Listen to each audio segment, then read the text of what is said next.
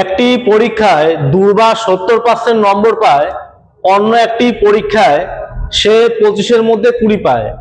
যদি তার সামগ্রিক প্রাপ্ত নম্বর 78% হয়, তাহলে প্রথম পরীক্ষাটি কত নম্বরের ছিল? আরআরবি গ্রুপ ডির পরীক্ষা এসছে অঙ্কটি। তাহলে এখানে আমরা করবো কি অ্যালিগেশন। তাহলে প্রথম পরীক্ষা দ্বিতীয় পরীক্ষায় আমাদের দেবো কত পার্সেন্ট করে নাম্বার পায়।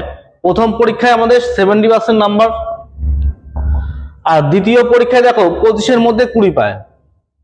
তাহলে 25-এর মধ্যে যদি 20 পায়, তাহলে 100-এর মধ্যে কত পাবে?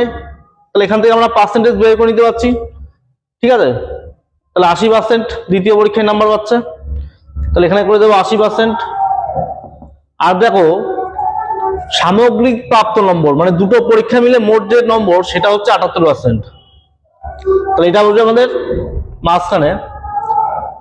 তাহলে এটা করবো আমরা কি অ্যালিগেশন। তাহলে অ্যালিগেশনে কি হবে?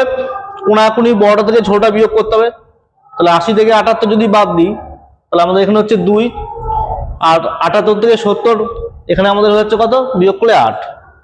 তাহলে এখান থেকে রেশিও করলে হবে 1:4। তাহলে 4 হচ্ছে আমাদের দ্বিতীয় পরীক্ষাটা। তাহলে এখানে আমাদের এই 4 ইউনিটের মানটা দেওয়া ছিল যে দ্বিতীয়টা 25 নম্বরের পরীক্ষা হয়, আর আমাদের বের করতে হবে প্রথমটা কত নম্বরের পরীক্ষা ছিল। তাহলে প্রথমটা আমাদের কি 1। তাহলে 4-এর মান যদি 25 হয়, তাহলে 1-এর মান কত হবে? 25/4।